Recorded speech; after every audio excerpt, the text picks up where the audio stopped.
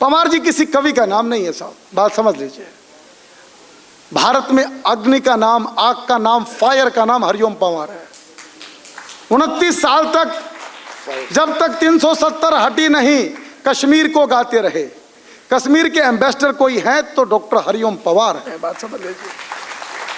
हरिओम पंवार जी पिछले 40-45 साल से भारत माँ का दर्द गाते फिर रहे। उन्होंने विवाह नहीं किया, शादी नहीं की, परिवार नहीं बसाया, भारत माँ की वंदना के गीत लिखे सारी उम्र, सारी जिंदगी भारत माँ को समर्पित कर दी।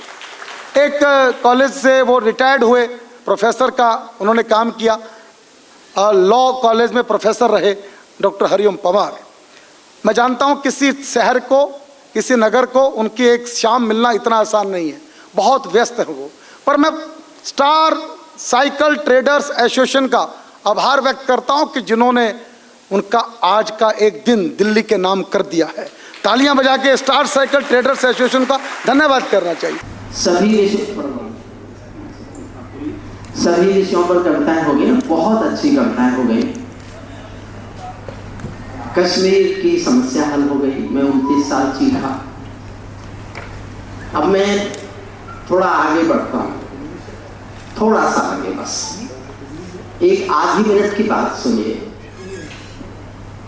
एक पिंजरे में तोता था किसी के पास पालतू। एक दिन मालिक ने तोते से कहा कि मैं पड़ोसी गांव जा रहा हूं, तेरा शाम तक का खाना मैंने पिंजरे में रख दिया है, तू खा लेना। तोता बोला, मालिक उस गांव में मेरे गुरु रहते हैं। तो मालिक ने कहा, तो मैं क्या करूं? बोले, आप कुछ मत करो, लेकिन अगर मेरे गुरु मिल जाएं वहां तो आप उनको मेरी राम राम तो बोल सकते हो। मालिक ने कहा, मिलेगा तो बोल दूंगा। मालिक पड़ोसी गांव गया, जाके बोला, मेरे पिंजरे में एक तोता है, कोई यहाँ उसका गुरु रहता है क्या? एक बूढ़ा तोता उठ के आया, उसने कहा, हाँ मैं उसका गुरु हूं। तो मालिक ने कहा, उसने पिंजरे से तुमको राम राम भेजी है। बूढ़े तोते ने सुना और मर गया। हे भगवान। मालिक लौट के आया, तोते ने आते ही पूछा, मेरे गुरुदेव मिले क्या? मालिक बोला, काय का तेरा गुरुदेव? मैंने तेरी राम राम बोली, वो तो सुनते ही मर गया। इतना सुनते ही पिंजरे का तोता भी मर गया। लेकिन जब उसने पिंजरा खोला और उसकी आत्मा गई तो एक बात कहती हुई गई, मैं जानना चाहता हूं आप उसको कितना स्वीकारते हैं। पिंजरे के खोलने पर मरे हुए तोते की आत्मा कहती चली गई कि मालिक तुम समझे नहीं, मेरे गुरु ने मेरे लिए शिक्षा भेजी है कि जिसको आजाद होना है उसे मरना आना चाहिए। वाह वाह, क्या कह दिया, वाह भाई साहब वाह। ये अब बैठ जाओ, ए हुजूर अब बैठो, वहीं बैठो जहां से उठे हो। ये पार्लियामेंट नहीं है जिसका मन करेगा उठ के चल देगा। ये अदब की महफिल है साइकिल ट्रेडर्स वालों की। आप पार्लियामेंट जैसा क्यों बना रहे हो? वो एक ऐसी जगह है जहां सब बोलते हैं, कोई भी नहीं सुनता। आजकल आप देख रहे होंगे। एक कविता सुनाता हूँ 10 मिनट में, बिल्कुल एक नई कविता अपनी सुना रहा हूँ, मेरी जुबान पर चढ़ी हुई है। नई तो नहीं है, मैंने कई बार पढ़ी भी है, लेकिन दिल्ली में पहली बार उस कविता का मैं वाचन कर रहा हूँ। भाई साहब, विषय आप समझ जाएंगे, मैं बता नहीं रहा, इन्होंने बता दिया, मैं पढ़ा लिखा हूँ। जो नहीं होते वो किसी को बता के सम्मान प्राप्त खुद ही करते हैं। लेकिन ये भी सब पढ़े लिखे हैं, तो ऐसे ही कह रहा हूँ। हुजूर आप किसकी तलाश में खड़े हैं? वो नहीं आई आज। हद हो गई। मैं माइक पर हूं और आपके खड़े रहने की हिम्मत। हिंदुस्तान में कब सम्मेलनों में तालियों के पहाड़ बनाने की परंपरा जिन कवियों ने बनाई, वो अच्छी थी कि बुरी मैं नहीं जानता, लेकिन मैं भी उसका हिस्सा था। बिल्कुल एक हिस्सा मैं भी था उसका। लेकिन अब मैं 70 साल से अधिक उम्र का हो गया। अब मैं तालियों के लिए नहीं, दिलों पर छपने के लिए कुछ कविताएं सुनाना चाहता हूँ, लिखना चाहता हूँ। मन से सुनिए, तालियों के लिए नहीं लिखी है मैंने। जो लोग अभी आ रहे हैं मैं उनका आभारी हूँ, मैं पहला कवि हूँ। कार्यक्रम अभी शुरू हुआ है, आप ठीक समय से आए। जहाँ भोजन होता है वहाँ आने का अभी समय हुआ है। सुनिए, आप फिर खड़े हो गए, बैठ जाए आराम से सब। मैं मंच के कवियों से अनुरोध करता हूँ, सबने सुनी हुई है, वैसे गौरव ने नहीं सुनी, गौरव मेरा छोटा भाई है, राजेश ने भी मंच पे तो नहीं सुनी शायद। सुनिए। देखिए, सरदारों के बारे में अभी कुछ कह रहे थे। मैंने इतिहास भी पढ़ा है, प्रोफेसर तो मैं कानून का रहा, लेकिन मैंने इतिहास पढ़ा। मैं एक आपको तथ्य बताता हूँ, हमारे कुछ सिख भाई यहाँ बैठे हैं। इस कौम का जितना कर्जा हिंदुस्तान की आज़ादी पर है उतना और सारी कौमों का मिलकर भी नहीं है। मैं इतिहास की सच्चाई बता रहा हूँ आपको। आज़ादी की पूरी लड़ाई में अंग्रेजों ने कानून से अदालत से मुकदमा चलाकर केवल 106 फांसी दी थी। बाकी तो कितने लोग ऐसे ही लटका दिए, लेकिन अदालत से मुकदमा चलकर पूरी कानूनी प्रक्रिया पूरी करने के बाद 106 फांसी हुई थी, जिनमें 93 बेटे सिख माँ की कोख के बेटे थे।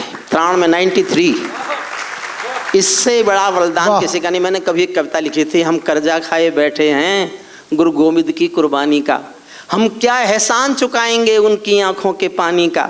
हम उनकी पूजा करते हैं आज़ादी के आधारों में, जिनके आगे जिनके 2-2 बेटे चिन गए दीवारों। वाह, ऐसी शहादत, इतना बलिदान इस देश को गर्व करने के लिए बहुत।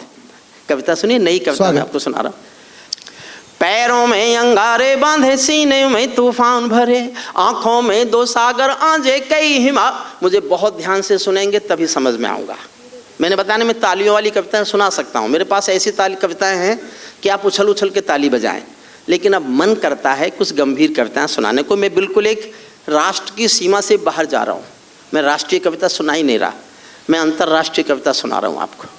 पैरों में अंगारे बांधे, सीने में तूफान भरे, आंखों में 2 सागर आंजे कई हिमालय शीश धरे। मैं धरती के आंसू का संतरास नहीं तो क्या गाऊं, आगामी तूफानों का आभास नहीं तो क्या गाऊं, दुनिया के दादाओं का उपहास नहीं तो क्या गाऊं, खूनी तालिबानों का इतिहास नहीं तो क्या गाऊं, खूनी तालिबानों का इतिहास नहीं, खूनी तालिबानों का इतिहास नहीं तो क्या गाऊं। नई सदी परमाणु बम के गहने पहने बैठी है।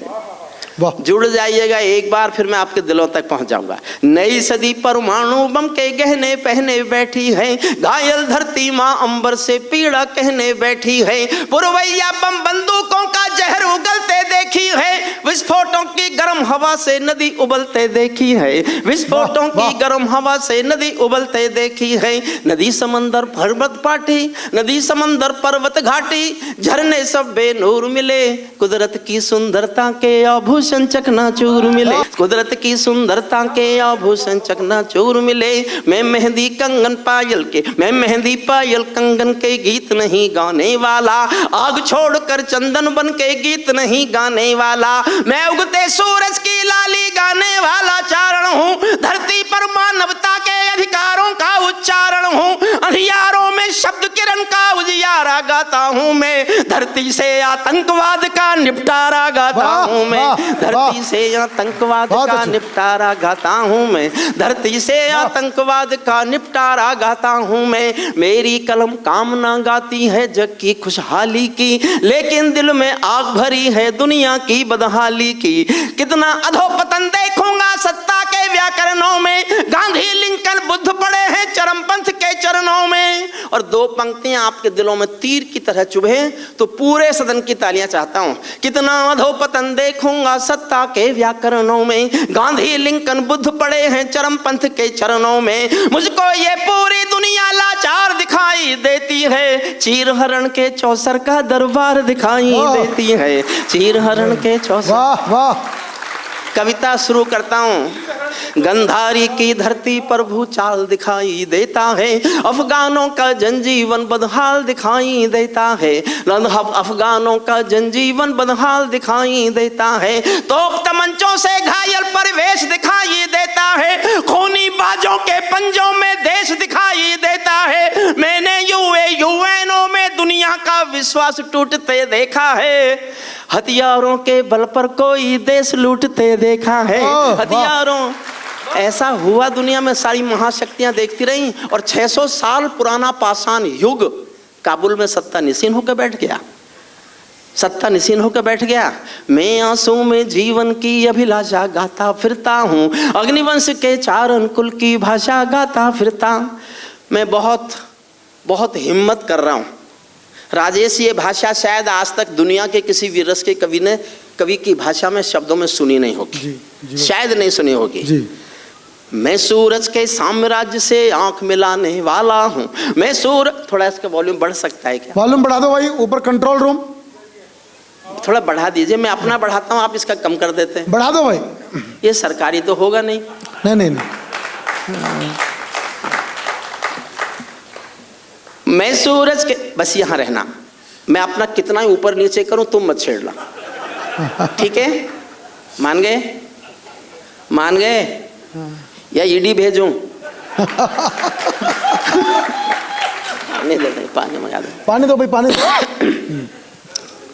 मैं दुनिया के साम्राज्य से मैं सूरज के साम्राज्य से आंख मिलाने वाला हूँ, दुनिया के हर दादा का मैं ताज हिलाने वाला हूँ। आसमान की लाली मेरे शब्दों की चिंगारी है, मेरी पूरी दुनिया से टकराने की तैयारी है, मेरी पूरी दुनिया से टकराने की तैयारी है।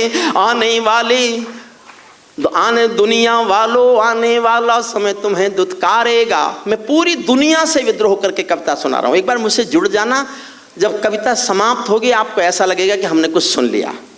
दुनिया वालों, आने वाला समय तुम्हें दुत्कारेगा, दुनिया वालों, आने वाला समय तुम्हें दुत्कारेगा।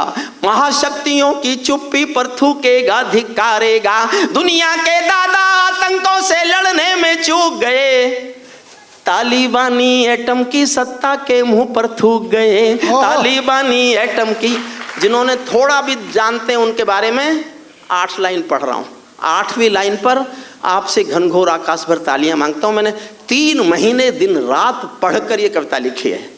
तालिबानी आतंकों की शैली गढ़ने वाले हैं, तालिबानी बर्बरता की सीढ़ी चढ़ने वाले हैं, तालिबानी यादों में लाचेन छिपा कर बैठे हैं, अपनी आंखों में पिंडी के नैन छिपा कर बैठे हैं। ये भारत के यान हरण की दर्द भरी दुर्घटना है, काबुल में दूतावासों पर विस्फोटों की घटना है। इनके कारण हम जेलों से कातिल छोड़े बैठे हैं, ये गौतम बुद्धा की प्रतिमा बम से तोड़े बैठे हैं, ये गौतम बुद्धा की।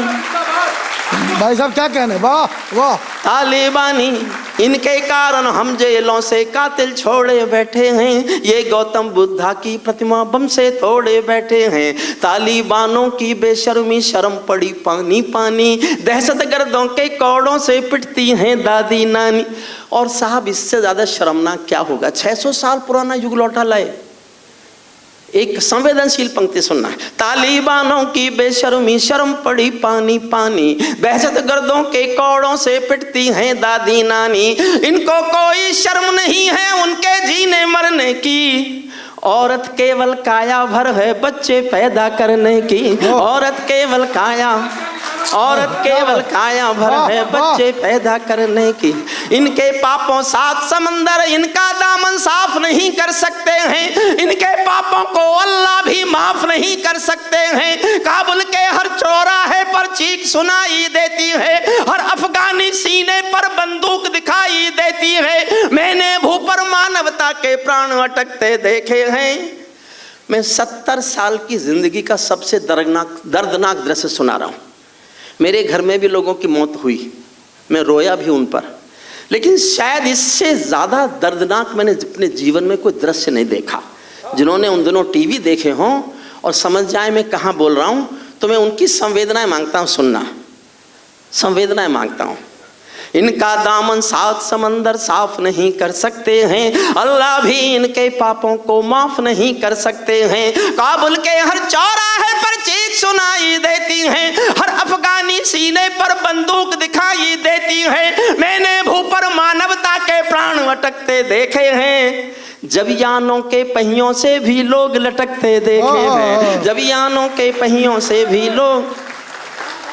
मैं छोटी कर रहा हूँ कविता, समय के अभाव में मैंने बहुत लंबी कविता लिख गई, छोटी करता हूँ। अब मैं असली कविता पे आता हूँ, कहाँ मुझे बोलना था।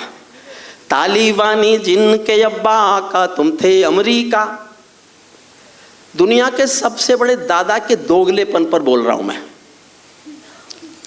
तालिबानी जिनके अब्बा का तुम थे अमेरिका, इनको रूस से लड़वाने के खाका तुम थे अमेरिका।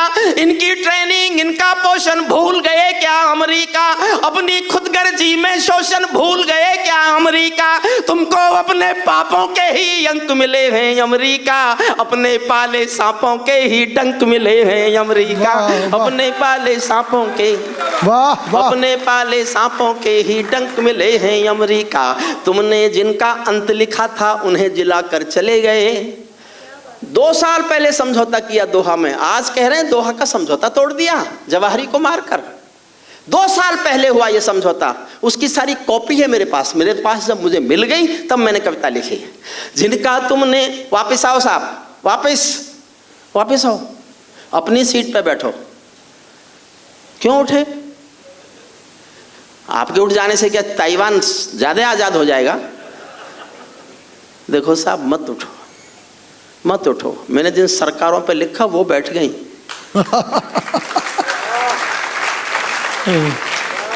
मुझे सुनो, मैं चाहता हूं मुझे सुनो। मैंने जीवन में कविताएं कम सुनाई हैं, कविताएं सुनी जाएं इसकी ट्रेनिंग ज़्यादा दी है, ज़्यादा काम किया मैंने। पढ़ाने का टीचर रहा ना मैं, इसलिए मुझे सुनिए, मन से सुनिए। जिनका तुमने अंत लिखा था उन्हें जिला कर चले गए, जिनका तुमने अंत लिखा था उन्हें जिला कर चले गए, आतंकों के साए को तुम हाथ हिला कर चले गए, तुम आतंकों के साए को तुम हाथ हिला कर चले गए, भोले भाले अफगानों का हृदय तोड़ कर चले गए, जहरीले सांपों के घर में दूध छोड़ कर चले गए, जहरीले सांपों के। और 2 लाइन सुनना, फिर तालियों का आकाश मांगता हूं। जहरीले सांपों के घरों में दूध छोड़ कर चले गए, जिस दिन काबुल से अमेरिकी हाथ छूटते देख लिया, जिस दिन काबुल से अमेरिकी हाथ छूटते देख लिया, हमने दुनिया के दादा का दंभ टूटते देख लिया, हमने दुनिया के दादा का दंभ टूटते देख लिया। इनके अमेरिकी अपनी ही खुद चालों में जकड़े जाते हैं, इनके अश्वमेघ के सारे घोड़े पकड़े जाते हैं। मैं दुनिया को बतलाता हूं अमेरिका की चतुराई, असली कारण क्या है। मैं दुनिया को बतलाता हूं अमेरिका की चतुराई, दोहा में ही लिख डाली थी समझौते की चौपाई। और 2 लाइन फिर प्यार मांगती है। दोहा में ही लिख डाली थी समझौते की चौपाई, ये समझौता नहीं समर्पण कर बैठे हो अमेरिका, अपनी महाशक्ति का तर्पण कर बैठे हो अमेरिका, अपनी महाशक्ति का तर्पण कर बैठे। क्या अमेरिका यूं ही अपने रिश्ते नाते तोड़ गया, हथियारों को अपने हेलीकॉप्टरों को छोड़ गया? सच तो ये है अमेरिका ने बहुत दोगला पेच दिया, भोले भाले अफगानों को तालिबान को बेच दिया, भोले भाले। बहुत अच्छा। हारा तो भारत भी है, हारे तो हम भी हैं साहब। बहुत काम किया हमने, वहाँ पार्लियामेंट हमने बनाई उनकी, वहाँ बहुत स्कूल बनाए, लेकिन क्या करें, भारत की असमंजसता पर 4 लाइन सुनना। मान्यता दें कि नहीं दें, रिश्ते रखें कि नहीं रखें, क्या करें, इस असमंजसता पर 4 शुद्ध कविता की लाइन सुनना। हारा तो भारत भी है, भारत का सद्व्यवहार गया तो व्यापार है। पर कविता में लिखना अच्छा नहीं लगता, देश तो मुझे भी प्यारा है, अपने देश के पक्ष में ही बोलूंगा जो कुछ बोलूंगा। हारा तो भारत भी है, भारत का सद्व्यवहार गया, जैसे शकुनी के पासों से धर्म युधिष्ठिर हार गया, भारत असमंजसता वाली पीर समेटे बैठा है, जैसे माधव पंचाली का चीर समेटे बैठा है, जैसे माधव बहुत अच्छा। देखिए साहब, मैंने यहीं तक कविता लिखी थी, लेकिन 15 अगस्त को काबुल का जब उनके कब्जे में पूरा आ गया, पिछले 15 अगस्त को 1 साल पहले, तो उनके विदेश मंत्री ने एक बयान दिया, फिर प्रेस प्रवक्ता ने वो दोहराया, मैंने वो सुना, मैंने उसका फिर ट्रांसलेशन मांगा। उन्होंने कहा पर next target is Jammu and Kashmir. ये जवाहरी जो अभी कल परसों मारा गया है, इसने भी कहा था मेरा अगला लक्ष्य जम्मू कश्मीर की आज़ादी है। Due to brotherhood we will support and we will fight for our brothers in Jammu and Kashmir. और ये पता भी अब चला जब जो हथियार छोड़े अमेरिका ने, उनमें से कुछ हथियार जम्मू कश्मीर में ड्रोन के माध्यम से डाले गए। अब नहीं कहूँगा, बस अब ये कहूँगा, अब मैं जो पढ़ने जा रहा हूँ उस पर आप खुद को ताली बजाने से रोक के दिखा सको तो रोक के दिखाएं। ये गौरव छोटा भाई है, बहुत ताली बजवाने लगाए थे, उसको ये गलतफहमी ना हो जाए कि मैं ज़्यादा बजवाने लगा हूँ। गौरव बड़े बड़े ही होते हैं, ताली कैसे बजती है मैं अब सिखाता हूँ। वाह, अर्जुन ने जो अपने हथियार पेड़ पर टांग दिए थे ना, अपने तीर कमान भले ही पेड़ पर टांग दिए हों, अर्जुन उनको चलाना नहीं भूला था, चलाना नहीं भूला था। इसलिए गौरव, राजेश भाई, शंभू, गौरी बेटिया, मैं चलाना नहीं भूला हूँ कुछ भी। अंतिम छंद सुनिएगा, बहुत अच्छा कवि सम्मेलन हुआ और अभी समय हुआ तो मैं और पढ़ दूंगा, सुनिए। नहीं समय है अभी, आप पढ़िए आराम से। ताली बानी अपने घर में नाचो कूदो खेल करो, ताली बानो। अब कोई श्री जे.के. अग्रवाल साहब हैं क्या सदन में? हैं कहीं? जे.के. अग्रवाल साहब आए क्या? वो 78 साल के, एक उनके आंखें नहीं हैं। आज उन्होंने मुझे फ़ोन किया था कि मैं तुम्हें सुनता हूँ, और मैं इतना भावुक हुआ। उन्होंने जो उनके जीवन का लक्ष्य, उन्होंने लगभग 7000 पत्र प्रधानमंत्री कार्यालय को लिखे अपने जीवन में। किस लिए? कि इस देश में लाल बहादुर शास्त्री को सम्मान मिलना चाहिए। वाह, क्या बात। मैं उनके चरणों में प्रणाम करता हूँ। और उन्होंने मुझे निवेदन किया था कि मैंने तालिबान कविता अभी यूट्यूब पे क्या कहीं सुनी होगी, मुझे नहीं पता कहाँ उन्होंने सुनी होगी, हो सके तो उसे सुना देना। मैंने ये कविता उन्हीं को समर्पित की है, वरना मैं तो रास्ते भर याद करता हुआ आया था। संविधान भूल गया था पहले से। अब मन से सुनिएगा अंतिम पंक्तियाँ। और पीछे जो खड़े हैं ना, मैंने अगलों को भी खड़ा नहीं किया तो मैं काहे का हरिओम पमार, मैं उछालूंगा आपको कुर्सियों से, और नहीं उछाल पाया तो मैं हरिओम पमार नहीं हूँ। मुझे गलतफहमी है कि मैं हरिओम पमार हूँ। आज से सोचना बंद कर दूंगा कि मैं हरिओम पमार हूँ। लेकिन उछलने को आपका मन करे तो अपने को इसलिए मत रोकना कि वरना इसकी बात सच्ची हो जाएगी। मेरी बात तो सच्ची होगी ही। ताली बानो अपने घरों में नाचो कूदो खेल करो, ताली बानो अपने घर में नाचो कूदो खेल करो, जिससे चाहो जंग करो तुम, जिससे चाहो मेल करो, लेकिन मेरे कश्मीर के सपन देखना बंद करो, पाकिस्तानी गरम तवे पर हाथ सेकना बंद करो, पाकिस्तानी गरम। बहुत अच्छे। केवल तालियों से मेरा सब्र नहीं होता। मैंने कुर्सियों से आपको नहीं उछाला तो मुझे अभाव महसूस होगा, और मन करे तो ही उछलना। ताली बानो अपने घर में नाचो कूदो खेल करो, चाहे जिससे जंग करो तुम, चाहे जिससे मेल करो, लेकिन मेरे कश्मीर के सपन देखना बंद करो, पाकिस्तानी गरम तवे पर हाथ सेकना बंद करो।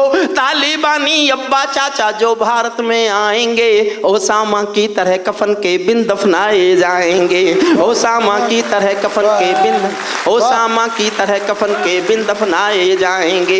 हम घाटी में आतंकी अभियान कुचल कर रख देंगे, हम घाटी में आतंकी अभियान कुचल कर रख देंगे, कोयल के घर कौवों का अरमान कुचल कर रख देंगे, जो घुसपैठी घाटी में बारूदी गर्म हवा देंगे, हम उनको जन्नत की 70 हूरों से मिलवा देंगे, हम उनको जन्नत की 70 हूर, हम उनको जन्नत, जो घाटी में बारूदी विस्फोटक गर्म हवा देंगे, हम उनको जन्नत की 70 हूरों से मिलवा देंगे। चंद किराए के ये गुंडे और तमंचे पिंडी के सौदागर बनकर बैठे हैं आतंकों की मंडी के, पहले इनको संविधान की परिभाषा में समझा दो, ना समझे तो फिर बुलडोजर की भाषा में समझा दो, ना समझे तो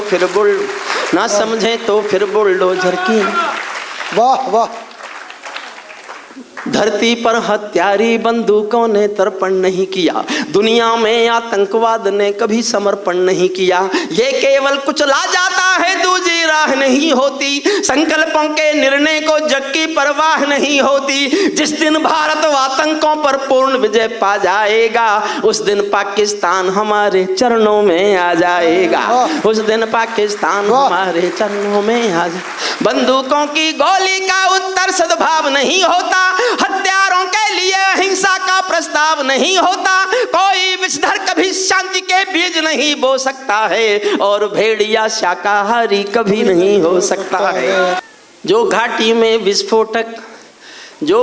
में विस्फोटक बारूदी गर्म हवा देंगे, हम उनको जन्नत की 70 हूरों। 2 पंक्तियां मन से सुनना, मन करे तो ताली बजाना, जी भर के बजाना, नहीं करे तो मत बजाना। भारत ने हर समझौते का आदी बनना छोड़ दिया, भारत ने हर समझौते का आदी बनना छोड़ दिया, कुछ मसलों में हमने बापू गांधी बनना छोड़ दिया, कुछ मसलों में हमने बापू गांधी, कुछ मसलों में हमने बापू गांधी बनना छोड़ दिया। नई सदी का भारत है ये 62 वाला दौर नहीं, पूरी दुनिया को समझा दो दिल्ली है लाहौर नहीं। हमने अपने संविधान से 370 मिटा दिया, नेहरू जी ने डाला था जो सांप गले से हटा दिया। उरी का उत्तर घर में घुसकर चोट से देना सीख लिया, पुलवामा का उत्तर बालाकोट से देना सीख लिया, पुलवामा का उत्तर बालाकोट से। उरी का उत्तर घर में घुसकर चोट से देना सीख लिया, पुलवामा का उत्तर बालाकोट से देना सीख लिया। रावलपिंडी के दिल में जब खोट दिखाई देता है, उनको सपनों में भी बालाकोट दिखाई देता है उनको। और एक कविता, एक लाइन समर्पित करता हूँ अपने छोटे भाई गौरव को भी, राजेश को भी, शंभू को भी, बिटिया को भी, आप सबको भी। अच्छा लगे जितनी तालियां बजा सको बजाना, अच्छा नहीं लगे तो चुप भी रह जाना। मैं इस देश में इस बात पर जनमत संग्रह कराना चाहता हूँ जी।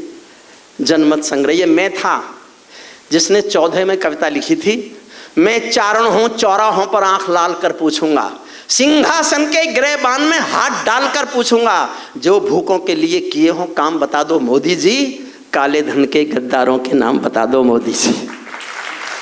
लेकिन आज मेरा कुछ और गाने को मन है, एक पंक्ति अगर आपको अच्छी लगे तो ऐसी दाद देना इसके मैं याद करके जाऊं कि मैं स्टार साइकिल ट्रेडर्स एसोसिएशन के कार्यक्रम में गया था। हालांकि कवि सम्मेलन सुनना उनकी परंपरा में नहीं है, लेकिन फिर भी उन्होंने राष्ट्र के लिए अमृत महोत्सव के कार्यक्रम में देश को प्यार करने के लिए किसी आदमी को सम्मान दिया, तो ये सम्मान उनका होगा जिनका मैं नाम लेने जा रहा हूँ। सुनिएगा, मन से सुनिए। उरी का उत्तर घर में घुसकर चोट से देना सीख लिया, पुलवामा का उत्तर बालाकोट से देना सीख लिया। रावलपिंडी के दिल में जब खोट दिखाई देता है, उनको सपनों में भी बालाकोट दिखाई देता है। हमने डर को कूटनीति से दूर हटा कर रखा है, हमने डर को कूटनीति से दूर हटा कर रखा है। दिल्ली के सिंहासन पर एक शेर बिठा कर रखा है, दिल्ली के सिंहासन पर, वाह, दिल्ली के सिंहासन पर एक शेर बिठा कर रखा है। पाकिस्तानी भारत की संसद ने कस्में खा खा कर स्वीकारा है, पाकिस्तानी कब्जे वाला सब कश्मीर हमारा है, पाकिस्तानी कब्जे वाला अपना होने वाला है। मोदी है तो मुमकिन है कल ये सच होने वाला है, मोदी है तो बहुत अच्छे, वाह। देशभक्ति हास्य में भी हो सकती है, मुझे तो शंभू ने सिखाया। इसका है कि किसी और का मुझे नहीं पता, अगर इसका भी हो तो जब इसका सुनाने में इसके सामने में क्या बेमार। एक आदमी लाल ताजमहल देखने गया, ताजमहल देखते देखते उसने पूछा, भाई बड़ा खूबसूरत ताजमहल है तुम्हारा, कितने दिन में बनाया? तो गाइड ने सच बोल दिया कि हमने 22 साल में बनाया।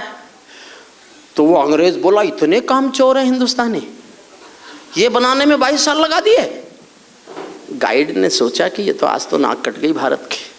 अगले दिन उसको कुतुब मीनार दिखाने लाया, तो अंग्रेज देखते बोला, ओ इतनी ऊंची मीनार कल क्यों नहीं दिखाई? बोले कल कहाँ से दिखाते, आज रात को बनाई है। ये भी देशभक्ति है। हालांकि ये शंभू का नहीं है, लेकिन आज से शंभू का हो गया।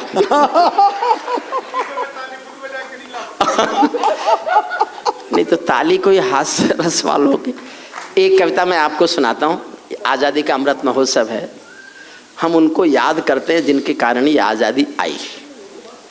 मेरे पास कविता के नाम पर जो सबसे अच्छा है वो मैं आपको सुनाने जा रहा हूँ। देखिए साहब, ये राम का देश है, कृष्ण का देश है, वो हमारे रक्षक हैं, वो हमारे देवता हैं। माफ़ करना, मैं आपसे एक बात कहने की अनुमति मांगता हूँ, वो हमारे देवता हैं। मैं भी सनातन धर्म में पैदा हुआ हूँ, तो मैं भी मानता हूँ कि हमारे देवता राम और कृष्ण हैं, लेकिन मैंने उनको नहीं देखा।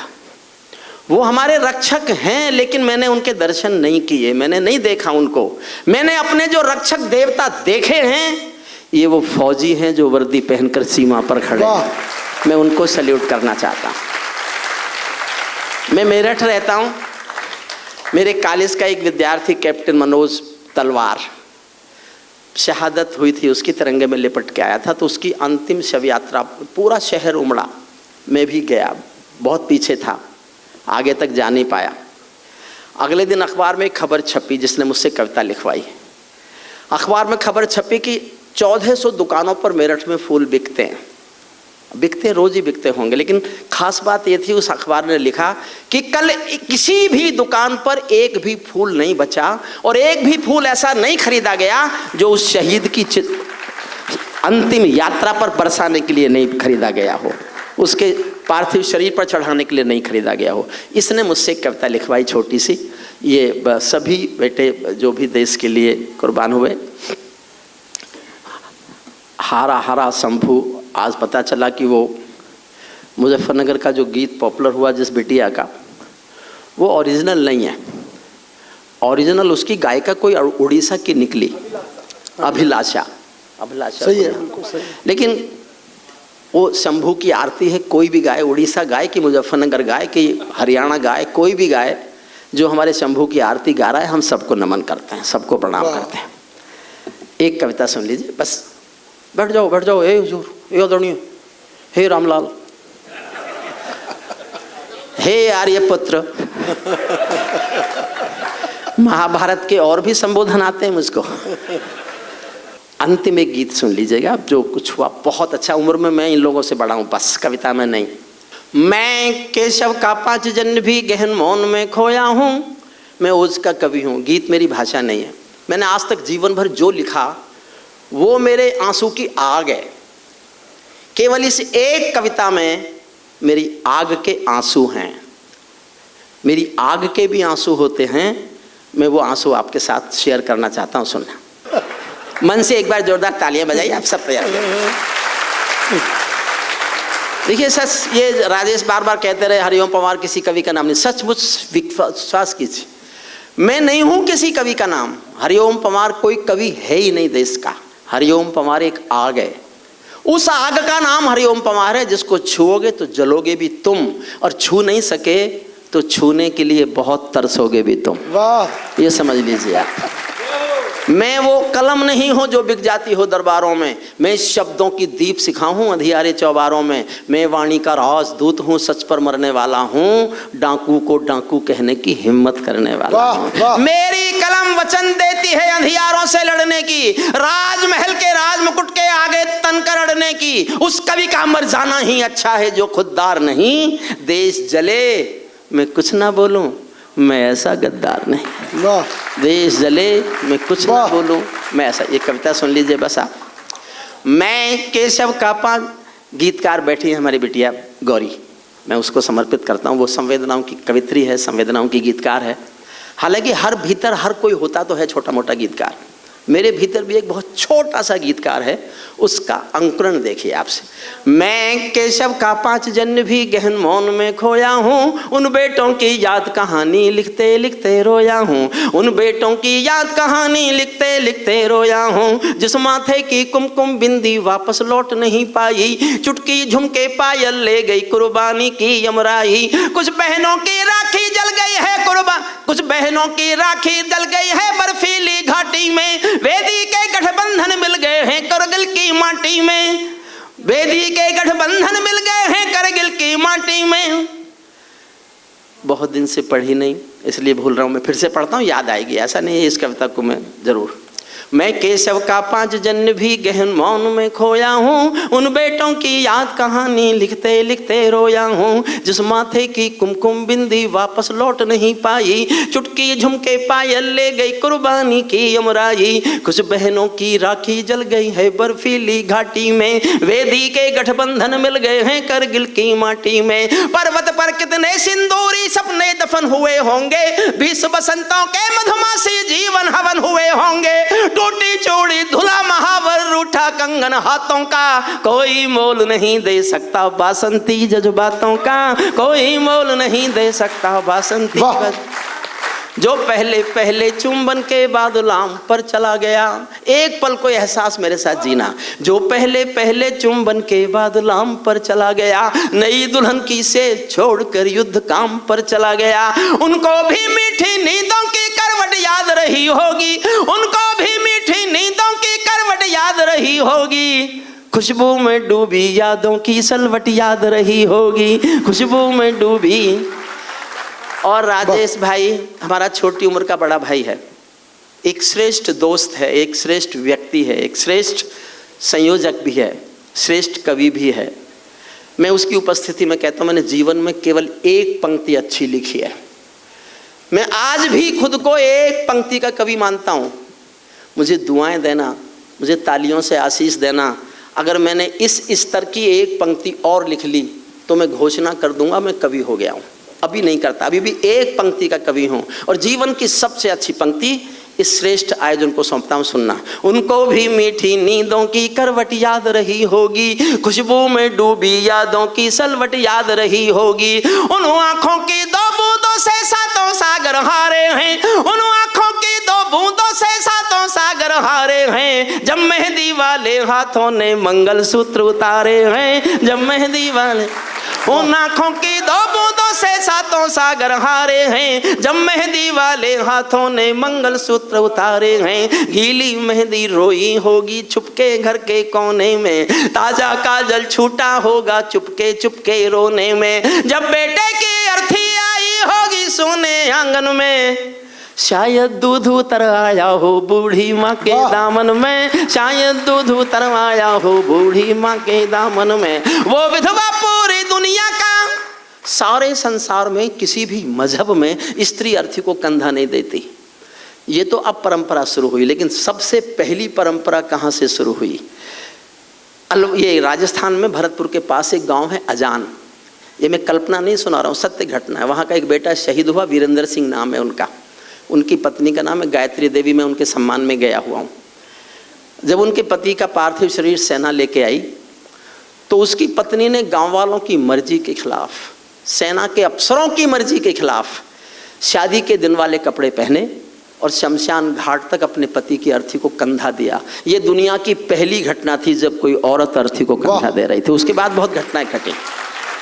जो घटना संसार में पहली बार घटे वो तो स्वयं में एक महाकाव्य है। मैंने एक पंक्ति लिखी है, आपका प्यार मांगती है, सुनना है। जब बेटे की अर्थी आई होगी सोने आंगन में, शायद दूध उतर आया हो बूढ़ी माँ के दामन में। वो विधवा पूरी दुनिया का बोझा सर ले सकती है, जो अपने पति की अर्थी को भी कंधा दे सकती है। मैं ऐसी हर देवी के चरणों में शीश झुकाता हूँ, मैं ऐसी हर देवी के चरणों में शीश झुकाता हूँ। इसीलिए मैं कविता को हथियार बना कर गाता हूँ, इसीलिए मैं कविता को हथियार बना कर गाता हूँ। जिन बेटों ने पर्वत काटे हैं अपने नाखूनों से, कल्पना करो कैसे लड़े होंगे -48 और +48 में। जिन बेटों ने पर्वत काटे हैं अपने नाखूनों से, उनकी कोई मांग नहीं है दिल्ली के कानूनों से। जो सैनिक सीमा रेखा पर ध्रुव तारा बन जाता है, उस कुर्बानी के दीपक से सूरज भी शर्माता है। गर्म दहानों पर तोपों के जो सीने अड़ जाते हैं, उनकी गाथा लिखने को अंबर छोटे पड़ जाते हैं। उनके लिए हिमालय कंधा देने को झुक जाता है। कुछ पल को सागर की लहरों का गर्जन रुक जाता है। उस सैनिक के शव का दर्शन तीर्थ जैसा होता है। चित्र शहीदों का मंदिर की मूरत जैसा होता है। चित्र शहीदों का मंदिर की। अंतिम 6 लाइन और सुनिए, उससे पहले मेरे 2 निवेदन हैं। मैं कहीं भी किसी कवि सम्मेलन में जाऊं, टीवी के किसी शो में जाऊं, किसी डिबेट में जाऊं, मैं ये अनुरोध करता हूं जनता से हाथ जोड़कर, आपके आस पड़ोस में कोई ऐसा परिवार होगा जिसने पिछले 50-60 सालों में देश के लिए कोई बेटा दिया होगा। चाहे 62 की लड़ाई में, चाहे 71 की लड़ाई में, चाहे करगिल की लड़ाई में, चाहे पुलवामा में, चाहे उरी में, कहीं ना कहीं कोई ना कोई आपके आस पड़ोस ऐसा कोई परिवार होगा जिस परिवार ने शहादत दी है। साल में एक दिन उसके घर 4 फूल और 1 मिठाई का डिब्बा लेके जाना शुरू करो। वाह। जिनके भी आसपास ऐसा कोई है परिवार, पूरे देश के लोग अपने आस पड़ोस के अपने किसी शहीद के परिवार के घर में जाएंगे, उनका हौसला बढ़ेगा, उनकी हिम्मत बढ़ेगी, उनको लगेगा हमारे बेटे ने कोई बड़ा काम किया है जो लोग हमारे घर पर आते हैं। और दूसरा मेरा निवेदन है, आप बस अड्डे पर हैं, रेलवे स्टेशन पर हैं, एयरपोर्ट पर हैं, आपके सामने कोई फौजी वर्दी में है, चाहे नेवी का है, चाहे एयरफोर्स का है, चाहे आर्मी का है, और आप बैठे हैं और वो निकलता जा रहा है, आप एक बार खड़े होकर ताली बजा दीजिए। उसको लगना चाहिए देश उसकी कमर पर खड़ा हुआ है, देश उसके पीठ पर खड़ा हुआ है। अंतिम 4, 6, 8 पंक्तियां हैं, मैं समाप्त करता हूं, सुनिए। क्या ये देश उन्हीं का है जो सीमा पर मर जाते हैं? क्या ये देश उन्हीं का है जो सीमा पर मर जाते हैं? अपना खून बहाकर टीका सरहद पर कर जाते हैं। कोई युद्ध वतन की खातिर सबको लड़ना पड़ता है। संकट की घड़ियों में सबको सैनिक बनना पड़ता है। जो भी कौम वतन की खातिर मरने को तैयार नहीं, उसकी संतति को आजादी जीने का अधिकार नहीं। उसकी संतति को आजादी जी। और अंतिम पंक्ति पढ़ता हूं। अंतिम एक पंक्ति में ऐसी लिखना चाहता था, पढ़ा लिखा था तो मैंने बहुत चालाकी की कि एक ऐसी पंक्ति लिखूं जिससे ज्यादा सख्त नेताओं से कुछ नहीं कहा जा सके। सबसे सख्त बात कही जाए और इस ढंग से कही जाए कि नेता सामने बैठे हो तो उनकी समझ में ना आए, और समझ में आए भी तो इतनी देर में आए जब तक मैं निकल लूं। अंतिम पंक्ति पर आप सब तय करेंगे कि मैंने उस चालाकी को जिया कि नहीं जिया, मैंने उस धर्म को निभाया कि नहीं निभाया। इससे ज़्यादा सख्त कह नहीं सकता था और इससे ज़्यादा शानदार ढंग से भी नहीं कह सकता था। अंतिम पंक्तियां सुनना ईमानदारी से। सचमुच आखिरी पंक्ति पर आपका मन मांगता हूं सारे सदन का। सैनिक अपने प्राण गंवा कर देश बड़ा कर जाते हैं। सैनिक अपने प्राण गंवा कर देश बड़ा कर जाता है। बलिदानों की बुनियादों पर राष्ट्र खड़ा कर जाता है। जिनको माँ के बलिदानी बेटों से प्यार नहीं होगा, जिनको माँ के बलिदानी बेटों से प्यार नहीं होगा, उन्हें तिरंगे को लहराने का अधिकार नहीं होगा। उन्हें बहुत बहुत धन्यवाद, बहुत बहुत आभार। 10:30 हो गए। बहुत बहुत धन्यवाद। एक बार सब कवियों के लिए मिलकर तालियां बजा दीजिए। आपको अच्छा लगा हो तो कार्यक्रम।